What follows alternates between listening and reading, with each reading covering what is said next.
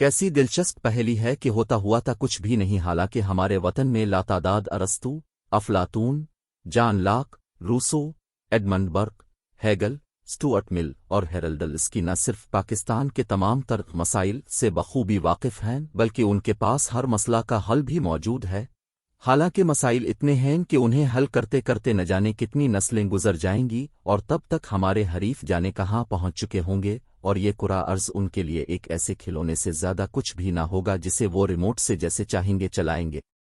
وہ یہاں ایسے تشریف لایا کریں گے جیسے کوئی بہت بڑا جاگیردار کبھی کبھی اپنی جاگیر کے دورے پر آیا کرتا ہے۔ عملاً وہ یہ سب کچھ کرہ ارض پر اپنی فزیکل موجودگی میں آج بھی کر رہے ہیں، جو بآسانی دیکھا جا سکتا ہے، لیکن بہت سے شتر مرغ اس ننگے خطرے کو دیکھ کر بھی اپنے خالی سر ریت میں دبائے ہوئے ہیں، جنہیں دیکھ کر وہ معصوم کبوتر یاد آتا ہے جو خونخوار بھوکی بلی کو دیکھ کر اپنا منہ پروں میں چھپا لیتا ہے، اور پھر جو ہوتا ہے ہم جانتے ہیں۔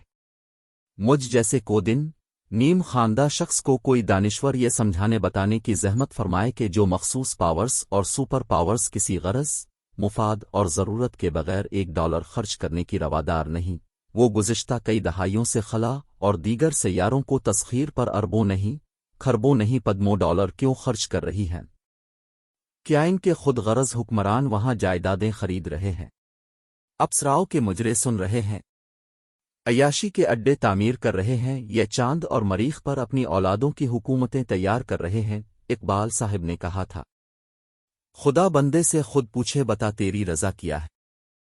یقیناً ایسا ہی ہوگا، لیکن وہ صرف بندوں سے پوچھے گا، بندروں اور بگیاڑوں سے نہیں، اور بندہ صرف وہ ہے جو بندوں کی فلاح و بہبود، آزادی، عظمت اور عروج چاہتا ہے، انہیں اوج و کمال پر دیکھنا چاہتا ہے، صرف اپنے جا و جلال کا گھٹیا گاہک نہیں جو اندھا دھند ملک کی دولت لوٹ کر باہر لے جانے کے بعد ایسے لوگوں کو پیچھے چھوڑ جاتا ہے جن کا تکیہ کلام ہی صرف یہ ہوتا ہے کہ کھاتے ہیں تو لگاتے بھی ہیں۔ ایسے لوگوں کی نسلیں نوحوں کا عنوان نہ ہوں گی تو کیا ہوگا، اور ایسا ہونا بھی چاہیے۔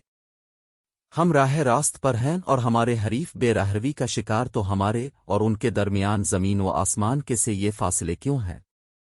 کیا قدرت نے بھی اپنے آئین میں کوئی ترمیم کر لی؟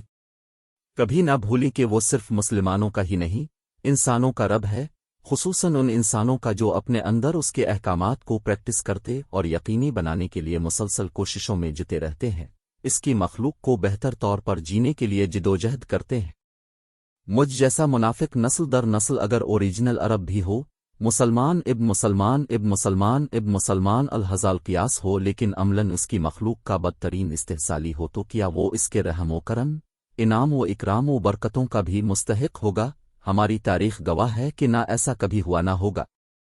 بے شک تم غالب آؤ گے اگر تم مومن ہو، تو جو پریکٹس میں جتنا بھی مومن ہوگا اتنا ہی غالب ہوگا۔ باقی سب بہانے اور افسانے ہیں کہ وہ تو رب العالمین ہے، ہر ایک کا رب یعنی پالنے والا، اور اس کی عدالت میں صرف عدل ہوتا ہے، اور عدل ہر قسم کے لیبل سے ماورا ہوتا ہے۔ کوئی تو ہے جو نظام ہستی چلا رہا ہے، وہی خدا ہے۔ منافق تو مشرک سے بھی بدتر ہوتا ہے۔ جہاں صرف دھندے اور دکانیں ہوں، وہاں سے جلال و جمال و کمال رخصت ہونا ہی ہوتا ہے۔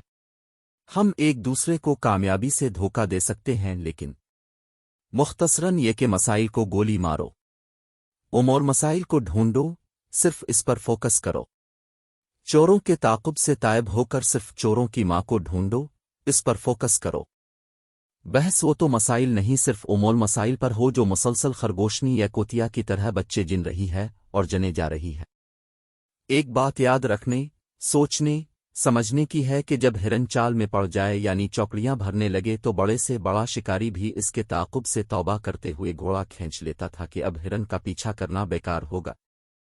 ہمارے حریف ہرنوں کی طرح چوکڑیاں بھر رہے ہیں، خلیج ناقابل عبور ہوتی جا رہی ہے، اور پورا عالم اسلام، خصوصاً اس کی اکلوتی ایٹمی طاقت بھی مسخروں کی جنگ سے لطف اندوز ہو رہی ہے۔ وقت بہت ہی کم اور مقابلہ بہت ہی سخت ہے۔ یہ پیپلز پارٹیاں، نون لیگی اور تحریک انصاف اس عالمی کھیل میں کچھ بھی کرنے کے قابل نہیں، کیونکہ ان کے پاس نہ کوئی ول ہے، نہ وزڈم اور ویژن۔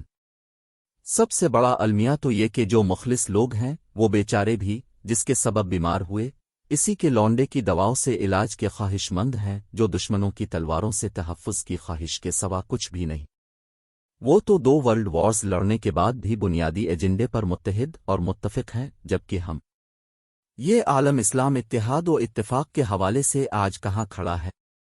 کہاں کی ایٹمی طاقت اور کہاں کے پیٹرول اور پیٹرو ڈالر؟ خوف آتا ہے یہ سوچ کر کے موجودہ سابقہ نسلیں تو عزت بے عزتی کے درمیان گزر بسر کر گئیں، ہماری آئندہ نسلوں کا کیا بنے گا؟ غلام ابن غلام لیکن خیر ہے، کیونکہ مہذب دنیا میں غلاموں ہی نہیں جانوروں کے بھی کچھ حقوق ہوتے ہیں جنہیں انہوں نے انسانی اور نسوانی حقوق کا نام دے رکھا۔ یہ ہیومن رائٹس چاہے ہیومن ہو نہ ہو، میرا جسم میری مرضی، بھلے جسم اپنا ہو نہ ہو، نہ پیدائش مرضی سے نہ موت، جینڈر مرضی کا ہو نہ ہو، لیکن میرا مول کے میری مرضی۔